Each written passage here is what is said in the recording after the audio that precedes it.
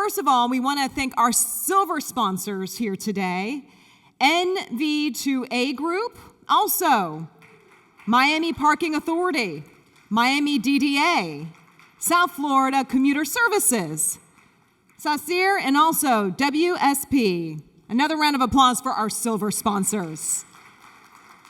Now, for every trip, the most important connections are often the first and the last mile. We've been talking about that all morning. Whether it's the walk from home to the bus station or the ride from the rail station to the workplace, these links shape how practical and how attractive our transportation network really is, right? So our second session today is called The Final Stretch, Mobility Solutions and Innovations for Connecting Communities. This session, we're going to explore how Miami-Dade County can better bridge the critical first and last mile gap that often determines whether people even want to embrace public transportation. Like we've mentioned today, it may not even make sense if you have to park and then walk and hike to work or get to the bus station. This discussion will bring together leading voices in mobility innovation to highlight strategies and solutions shaping the region's future. Topics will include the role of transformative urban trails in creating attractive connected corridors, the county's efforts towards seamless integration, and the growing importance of on-demand zero-emissions microtransit in solving transportation challenges. Together, the panel will examine ideas for connecting communities, improving accessibility, and advancing a more efficient transportation network. Please welcome to the stage our moderator for this session, Javier Betancourt, Citizens Independent Transportation Trust Executive Director. Mr. Betancourt oversees the CITT, a quasi-independent office charged with oversight of the half-penny transportation surtax and implementation of the Associated People's Transportation Plan. Prior to joining CITT, he served as the Economic Development Director for the City of Coral Gables and Deputy Director at the Miami Downtown Development Authority. Mr. Betancourt has demonstrated a long-standing commitment to serving his community through active participation on a number of professional and community organizations, including his current service as a member of the Board of Directors Executive Committee for the Greater Miami Chamber of Commerce. Born and raised in the 305, he holds a bachelor's degree in international politics from Georgetown University and a master's degree in urban and regional planning from Florida Atlantic University. Let's give him a round of applause.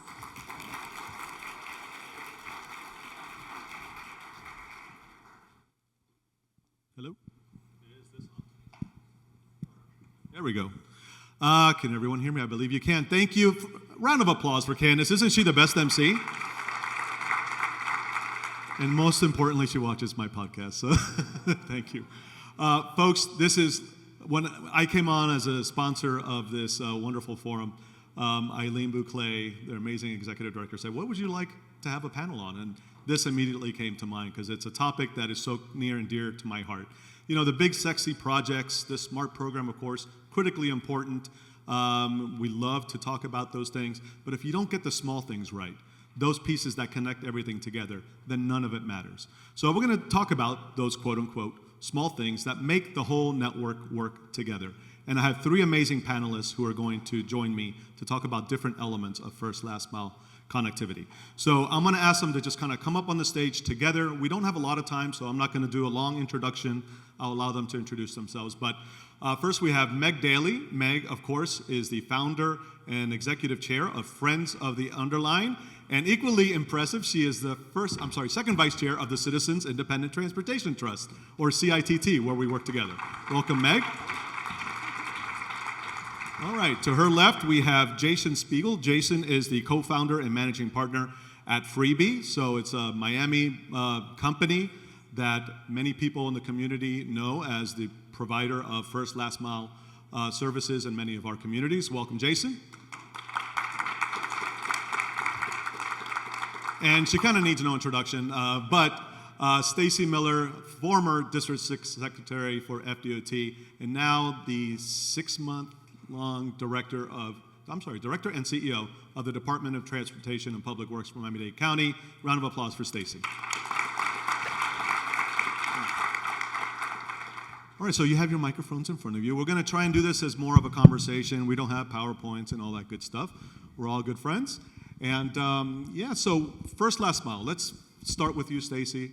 and then we'll work our way down into some kind of project-specific type of conversation. So give us a sense of what first last mile really is. What are the different things that it's composed of?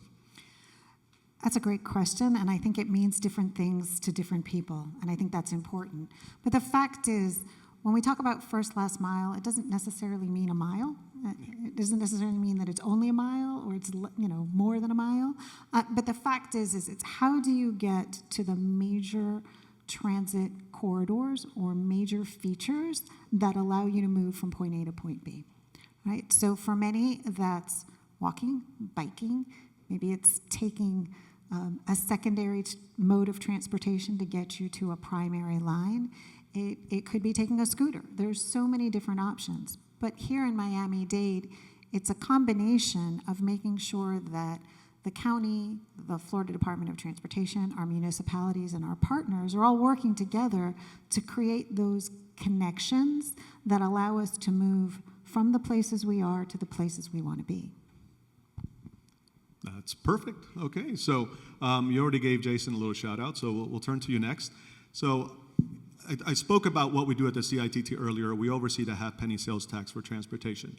What many people don't realize is that 20% of those funds go to our 34 municipalities, who then have to use those for transportation and transit purposes. It was the cities who first started to engage a little-known company at the time called Freebee to provide mobility services within their jurisdictions using their half-penny sales tax funds, later matched by FDOT grants managed by the TPO. And then it kind of just exploded from there. So, Jason, tell us about what Freebee is, how it started and how it evolved, and how it provides that first last mile connection. Yeah, thank you, Javier. So Freebee. Freebee is a Miami-born company, so this launched back in 2012. So we've been at this now for over 12 years, and I think that through those 12 plus years, we have learned so many different things along the way to really kind of mold it together into what the service is today, not only the services that we provide, but how important this microtransit service is as part of the overall transportation ecosystem, I would say across the entire country and across the world there. Again, it all goes back to first and last mile connectivity. It is a piece of the transit ecosystem. It's a small piece, but a very, very important piece to that ecosystem, because without first last mile connectivity, I would say it like this. First last mile, that is the decision if you are going to use public transportation or if you're going to ride in your personal vehicle there, put more cars on the road. And without the convenience, the reliability of what first last mile connectivity is, and that's again microtransit, that's scooters, that's again walking, biking to get to where you need to go. It's such an important piece to what we're doing there. And for what we provide, it's an on-demand service. So we provide similar to an Uber technology, where you're able to pull out an app and say, hey, I want to get picked up here and I want to go there, and it's within defined geofenced areas there. And what does that provide? That provides convenience, that provides reliability, and it's cost effective and it's safe. So that gives people real reasons to leave their car at home, use public transportation, again, to move around their community, connect to the bus lines, to be able to have that regional connectivity there.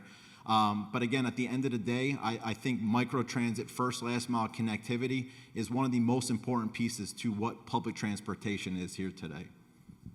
Thank you, Jason. And first last mile, certainly you do it via vehicles of some sort. But in my mind, it also includes bicycle pedestrian connectivity. And there's absolutely no better example in Miami-Dade County, if not the entire state of Florida, of a bike ped project that is connecting to transit and connecting that transit to communities. No better example than the Underline. And I seriously doubt that there's anyone in this room that hasn't already heard about the Underline. But Meg, if you just want to give a quick overview of what the Underline is, where you are, and what stage of its implementation, and how you connect to the overall transportation network. Where's my PowerPoint? Round of applause for no PowerPoint, right? Yeah. I think Stacy did a great job of zooming out and telling the county-wide story, and first and last mile is so personal to everyone. You talked about options. You can also, I can go on a scooter, I can go on a Freebee, lots of ways to do it, and we really do focus on getting there on foot and on bike. So My story is that I use the Underline, and I walk or bike there. I walk to the University of Miami Metro Rail station to get to my office downtown or to go to Government Center. And our project is a 10-mile linear park urban trail and community destination below Metro Rail. We work in partnership with Miami-Dade County. The Department of Transportation and Public Works is our departmental partner, and we work hand in glove to develop the project. It's 10 miles from downtown to Dayland. It connects to other trails, sort of creating a larger network. We started the project the same time you started Freebee, 12 years ago, and will be completed in 2026, making this the fastest moving project of its scope in the country. I think that's really due to need. Talking about being a person who walks and bikes in Miami-Dade County, this is one of the most dangerous places to do both of those in the country. And so a big project like the Underline, we hope, will solve big problems like bike and pedestrian safety, giving options for children to walk or bike to school, and certainly connect to great systems like Miami-Dade County's mass transit system. Personally, I used to ride my bike to school. Did anybody else my age, 65, used to ride your bike to school? Anyone? Is that nobody? Am I the only person who did? Okay, there's some people out there. And a generation later, my kids are now almost 40, they said, hey, can we ride our bike to school? It's a half a mile from the house. I said, no. And my answer was because of Miami drivers. But my answer was wrong. It's because of infrastructure. And so I think this conversation of not just getting to transit, but feeling like it's safe getting there is a critical piece to the future of mobility. So my kids are now in high school. I live right on the Ludlam Trail. My kids' high school is on the Ludlam Trail, and yet, because it isn't completed, they can't ride their bike to school, which I would love for them to do. So, to your point, we need the infrastructure in place to make it safe and to make it convenient for people to use. And so, hopefully, Ludlam Trail is right on the heels of the Underline and getting completed. And so, I don't know if that's a project of DTPW or Parks and Recreation, but if you could work together to make that happen, I would appreciate it, and a lot of people would. So let's talk about, we talked about Freebee, and they're providing a lot of their services to the municipalities. But the county also has an on-demand service that's also providing first, last mile connectivity to your own system. Talk about that. It was in danger for a little bit, but was revived and still going strong. Yeah, so this is nothing against Freebee. We love our partners. And the Ludlam Trail is currently a PROS project with some assistance from the Florida Department of Transportation. But we're right there with them helping. And I just want to comment before I talk about our very similar program. Meg is absolutely correct. And I think one of the fantastic things about the Underline is it allowed us to utilize underutilized right-of-way. Right? We have the Metro Rail. It was an opportunity to reimagine what that space could be, and it was really a fantastic partnership. So moving on to some of the services that DTPW provides through Miami-Dade County, we have what's called Metro Connect. This is in an area that is unincorporated in Miami-Dade County. Unlike Freebee, which picks you up, I believe, door-to-door, more of a door-to-door service. We're more of a curb-to-curb service. So it doesn't necessarily pick you up at your door, but it'll direct you to a location that is a more convenient location for the drivers who are participating in the program. And the goal is to bring you to either a bus route, a Metro Rail stop, and or a primary stop. So it's not necessarily door-to-door, but it is a companion service to the primary services that we provide of bus, rail, and mover. And as I said earlier, I think due to the budget process, there was some fear that it was going to go away, but it was safe. But there are going to be changes to the program. There will be some changes. Okay. So the program was much larger. We're going to reduce some of the zones that are currently underutilized. So we're going to make some changes there. We are going to limit the length of a trip to approximately 3 miles. We are going to help route people to our primary services through this, and there will now be a fare collected. It had been free, and we will now be charging for this service.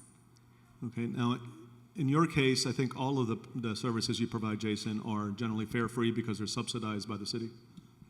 Here in Miami-Dade County, yes. And again, it's the option of the municipality or the client on if they want to charge a fare, if they want to keep it free. Obviously, similar to the trolleys and the circulators here, which I would say majority of them are free. Many of the communities here have elected to keep it free, but we also provide services all across the state of Florida where it's fare-based. And we actually just launched one recently in the last couple of weeks up in Seminole County, where they had a ton of underutilized fixed route system that nobody was using and costs were skyrocketing. And we're basically covering 168 square miles within Seminole County. It's broken out into 5 different zones, and if you stay within a zone, it's one fare. You're allowed to cross zones, and as you cross zones, the fare increases. So essentially, you can get from the top of the county to the bottom of the county for about $14, which again, still reasonable compared to potentially using an Uber Lyft service. Could be cheaper than obviously using your vehicle, have to pay for parking, et cetera there. But it's the optionality of each of the communities that we provide. Now, and I don't buy into this criticism, but some people believe that all you're doing when you get on demand is switching one car for another. But I know there are opportunities, and I know you're working towards maximizing the capacity of the vehicles so that you could do multiple passengers on those trips. And I'm sure there are examples of this. Can you speak to that issue, both of you? So ours is not necessarily a single rider. It is multi-rider. They are smaller vehicles, but we also have larger vehicles as necessary. So it provides different types of services, but it's not intended to be single rider necessarily. And I think the same with your service. Same thing for the services that we provide. If it was just single rider, it'd be very, very inefficient. And the goal is, how do we maximize ridership? How do we minimize wait time for users that are requesting the service there? So we work with each city to really kind of develop an inconvenience factor, and that is part of our algorithm, meaning that if I'm picking you up, Javier, and it's not going to inconvenience you more than X amount of minutes to pick up that next rider that's going along that same route, it will pull that ride together there.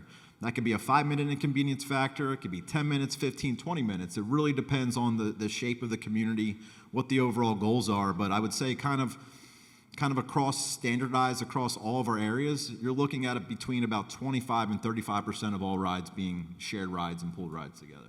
And you recently launched a larger capacity vehicle, right? Tell us about it. Yeah, we've recently launched the new Volkswagen ID Buzz, which is the new generation of the old Love Bus from Volkswagen. It's 100% electric. It holds 6 passengers plus the driver, and it is the perfect right-size vehicle for microtransit, because you are not unlike a bus where you're gathering a bunch of people together at one place and dropping them off along that route. This is consistent pickup and drop off, that is, again, using an algorithm to be as efficient as possible there. So essentially, every request that we have come in is about 1.3 passengers. So even if you're pulling 3 rides together, you're still, under that 6-person capacity there. But it's a game-changing vehicle, and we're very pleased with it so far. So speaking of game changers, the Underline was a game changer. You literally changed the game on how to promote bike ped in Miami. You really are a leader in kind of trails, at least here locally. But I know that the Underline, and you personally have always been very generous in helping others to expand beyond the Underline. Because at the end of the day, the Underline is one project, and we want to see that replicated throughout the county. Can you speak to, where does the Underline connect to in terms of other trails, and is it part of a larger trail system? And what you're doing to help promote this wonderful project throughout the county so that we have kind of underlines north, east, west, and south? So does everybody want an underline north, south, east, west in Miami-Dade County? Yes. Yes? Okay. Round of applause for you, because it's really going to take the community speaking up and showing up. Yeah. I've been a volunteer for 12 years, had the idea for the Underline, called it my crazy idea. Turned out to not be so crazy because it was repurposing underutilized land below Metro Rail. And we've seen people show up in very large numbers. We have 4 of 10 miles built, 2 million people visiting annually, and we're projecting 9 million users annually at full build-out. And yes, we really do believe it should be part of a larger system, connects to Ludlam Trail on the south end, the Miami River Greenway on the north end. You add those 3 projects up, it's equal to the full distance of the Atlanta Beltline. Has anybody been to the Beltline?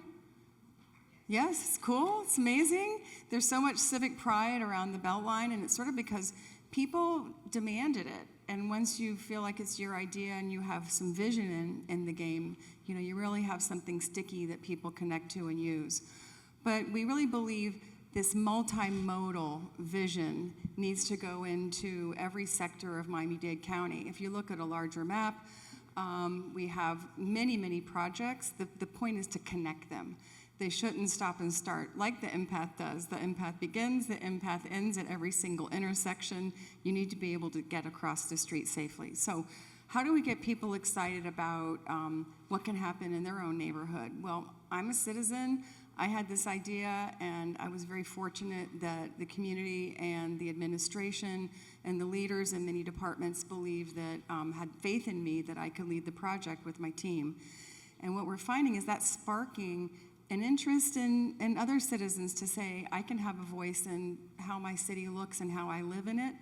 And that's why I'm excited that, you know, all of you think, you know, your corner of Miami-Dade County or wherever you live should have an Underline, which is really just multimodal options. You can walk and bike, connect to transit, take your freebie. It's about choices. Thank you. And folks, I'm going to ask another question or two, but the panel felt it was important to leave as much time for Q&A as possible, so start thinking about some questions you might ask in a little bit. So we have a lot of great things going on. The great thing about the municipalities having a stake in the half-penny sales tax is that they've been able to experiment.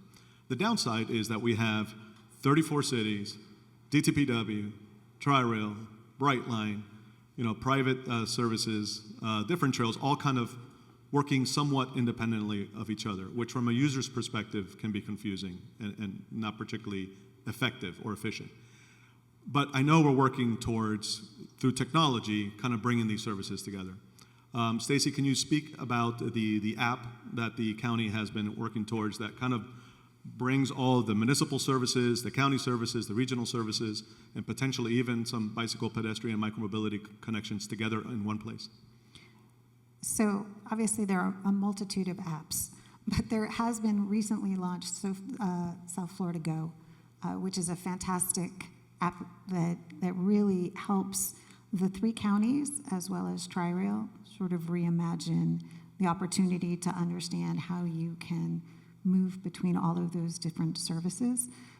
It is evolving, it's changing, it's growing, but our ultimate goal is to make sure that we've worked with all of the municipalities that have trolley services, freebie services, circuit services, whatever kinds of services, that we're making sure all of that information is coordinated and is aligned with those spine services that we provide, fixed route service, et cetera. So there are lots of apps out there, but we do have this brand new one, and it's very exciting. We're excited to participate in it.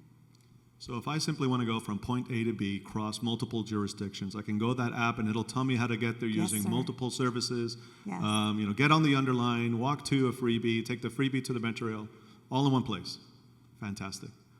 I don't know if it'll include freebie. I think it doesn't at this point, but we're constantly working on not, it. we'll get It it was on. it was a labor of love. It took a lot of years to get this app going, but we know it definitely coordinates all of the primary services that we have here, and it helps you with that first mile, last mile to get to those primary services. Now, critical to all this, of course, as with anything in life, is money, funding. And we live in what I would call a challenging fiscal environment. There's never enough money. The half penny was never enough to fulfill all the promises that were made. And it just seems to be getting harder, not easier, to find funding, both to build things and then to operate and maintain it. Oftentimes, as hard as it is to build it, that's actually the easier part of the equation, oddly enough. So let's talk about funding. We need more of it. What are some of the ideas being kicked around for expanding transportation funding to fund things like first, last mile improvements, but then also the larger projects? So go back to you, Stacy. There was a fantastic discussion this morning about options and the need to really expand those funding resources. Obviously, in Miami-Dade County, they have created some funding sources around our primary corridors that allow us to capture incremental taxation that helps provide resources to reinvest into our mobility services. So those are fantastic, but those don't necessarily fill that whole void. We really do need to look at more options and really think long term. You're absolutely correct. The half penny, while a fantastic resource, is not going to be able to provide us with enough revenue to provide both the capital for all of these projects and the operation and maintenance for them. So we really need to look a little more globally at how to find those resources. But conversations like this morning about looking at, well, how do we have these, how do we start these conversations, and how do we make sure they keep going? Because it was wonderful to see our business industry talking with our elected officials and really having pretty powerful conversation about funding resources and how to best utilize them. So do we need another half penny? I don't know. Do we need a GOB? I don't know. Do we need all of the above? I don't know. But we definitely need more resources to be able to provide the services and infrastructure that our residents want and deserve. I would have answered yes, yes, and yes. Jason, so I know that Freebee is in large part subsidized by the half penny surtax, but you also bring in private sector dollars, right? Either through advertising or other things. Speak to how you work with the business community to support some of the services that you provide. Yeah, and again, I think every dollar counts, right? When you're searching for funding for maintaining current service, expanding service, et cetera. But one thing that, we as a company have been, I would say, pretty good at over the years is bringing in private dollars through advertising mechanisms, either on the vehicle, in the vehicle, through our mobile app. That really helps to go back to the communities to subsidize services there. And in some areas, that might, create 10% subsidy. Other areas where, advertisers want to be in, that can create up to 40, 50% in operation subsidy on a year-by-year basis. And again, obviously community dependent, but I think it adds a really good dynamic to the funding resources there. And then, obviously there's the paid advertising that helps, but also part of our service that we provide, it's how do we drive economic impact in these communities, which again creates more dollars flowing around, can potentially create more funding resources, et cetera. So our mobile app kind of doubles as these localized community guides, and every local business within these communities gets an advertising profile. They can offer deals, discounts, freebies to the consumers there. They're benefiting because we're dropping customers at their doorstep. And again, it's all about positive economic impact, which again goes round and round and round, and again could potentially help for funding sources in the future there. And we'll wrap that up with you, Meg. I know you and I have had several conversations over the years about how to fund the Underline. And again, the building it is the easier part. How do you operate and maintain a trail? Not a lot of established public sector funding for that, right? Not at the level certainly that you need. And so, what are some of the creative sources of funding that you've been able to successfully bring to the Underline and or are pursuing in the future beyond just the great county and municipal support that you've already received? Sure. I think one of the challenges and one of the opportunities for the Underline is that it's public-private. The framework was created by my father, who was the founder of the Arch Center. So we have two boards. One is the crazy people like me, who are the advocates, the champions, the fundraiser, and then we have the operating board, which is public-private. And in our 55-page agreement with the county, we were given privileges to seek sponsorships, advertising now. We had some legislation passed by Commissioner Regalado, so we can have very discreet, sort of human-scale advertising digital boards, which are also informational. We have 22 amenity areas along the 10 miles, which can be sponsored. We have a number of them that have been sponsored with some recognizable names. But all of our programs are free, and all of those are privately funded, close to 300 free programs annually. So we're going to have to look at creative ways to balance free community services with revenue-generating opportunities. And, as you said, every dollar counts, and we want to make sure that we stretch that every dollar. I think sort of our secret sauce is once people are on the Underline, they fall in love. And once they're in love, one of our greatest currency is volunteers. We have 800 volunteers annually. Many of them turn into donors.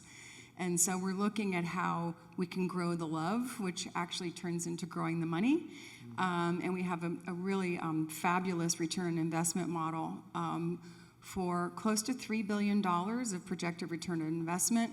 And then how do you monetize that over time? And I'll end this, and then we'll open it up to Q&A. The great thing about first, last mile projects and services is that relative to some other things, they're fairly affordable, right? And it's kind of low-hanging fruit. You get a lot of bang for your buck. And so particularly when we are kind of fiscally constrained and may not be able to pursue some of these big projects in the time that we wanted, now may be a good time to really invest a lot in these first, last mile projects so that when times are better and we have more funding, we can pursue those big projects with those first, last mile connections already in place. And in fact, having those connections in place may help us get those dollars, right?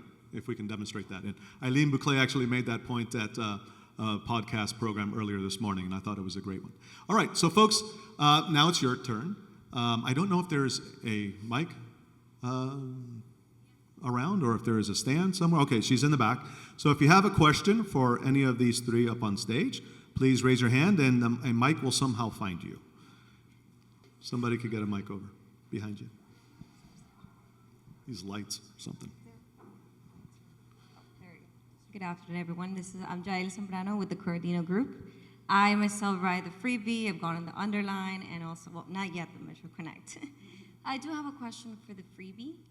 What are the plans to expand the Freebee downtown to perhaps Brickell? So that's in the works. I will say that there's some things that are happening right now that hopefully in the first quarter of 2026, you will be able to connect between both the downtown service and the Brickell service. And yeah, it's happening. Amazing, thank you. I'll just put a plug out for the services that we already have. No shame to Freebee and their expanded service, but we have fantastic Metro Mover in downtown that is very accessible and pretty much takes you where you want to go. So I suggest we can coordinate all of those efforts together. Metro Mover, autonomous before autonomous was cool. Autonomous before autonomous was cool, exactly. Okay, any more questions out there? All right. So at this time, I am going to ask you all for some parting thoughts on this topic or really anything else you want to talk about. So we'll start with you first, Meg. I'd like for everybody to give Javier Betancourt a round of Oh, applause. gosh. And to be sure to listen to his podcast. I think it's interesting to close with sort of the starting small approach. Because I think a lot of us have done that. You have a demonstration project, you pilot something, you have proof of concept, and you can do more. Someone asked me the other day, what about Southwest 26th Avenue? I don't feel safe on Southwest 26th Avenue getting to the Underline. And I said, so I can tell you who to talk to, so you can talk to, in this case, it would be your City of Miami Commissioner, see if they can start some sort of some striping project to, put down a bike corridor along Southwest 26th. So I do like that idea. Sometimes starting small gets you to big. Jason? Yeah, I think I echo that. I think starting small, this is where you're changing behavior. And if you're able to truly solve that first and last mile problem, it's only going to help the overall, again, public transit services that we have here in Miami-Dade County. It's only going to help increase ridership. It's only going to get people that would never use public transit to use public transit. And I think over the last 10 plus years, we are seeing that shift, that behavior change. And as we continue to get more connected together, all in one app with Freebee in it, you're going to see massive changes in how people move here within the county. And I'm going to go the other way while we were talking first and last mile. Obviously, from the Department of Transportation and Public Works, we initiated this Monday our first bus rapid transit service here in Miami-Dade County. It is 20 miles Round of long. applause for that. Big deal. It is not first last mile. It is 20 miles. But within that same corridor, we do have the South Dade Trail, which provides for bicycle and pedestrian connectivity. And we are working with our communities to provide those first last mile, not only our communities, potentially with pedestrian overpasses on US 1 to make sure that we have safe connectivity to the transitway, but we're talking with the businesses along the community as well for potential shuttles and other opportunities that afford our patrons and users the opportunity to get around South Dade County, the southern part of the county, and get to their places of employment easier and faster. And we also believe that with this new service, we are now bringing South Dade to the rest of the county, not just South Dade to the heart of the county, but this now gives people the opportunity to explore more of South Dade with an easy connection. So. That's amazing. Congratulations on that launch. A long time coming. I know, as with any complex project, there are going to be little things to figure out. We ask for everyone's patience. We have always said there's a 60 to 90 day optimization period. Each day it gets better and better. We continue to see ridership increase, but please bear with us as we work through some of the more unusual aspects of this project. It is the first in the nation that is a rail-like experience, so we were learning as we went. There was no one to call and ask for help, so we've been helping ourselves, and others have been very interested in our service as well. So we're helping the rest of the world. Thank you. So I am going to give you one last opportunity to answer any questions. We do have some time. Any hands up? I can't see back here. Okay. So I don't believe in pushing a panel past its point unnecessarily. So we're going to give you guys some free time back. And in that time, you could come back and check out the Mobility Matters studio in the back corner. I am looking for potential guests still today, so if you want to be on, do let me know. It's a friendly format. I'm not Jim DeFede. I'm not going to ask you any tough questions, okay? So please, if you're interested, come up and see me. Let's give these three amazing people a big round of applause.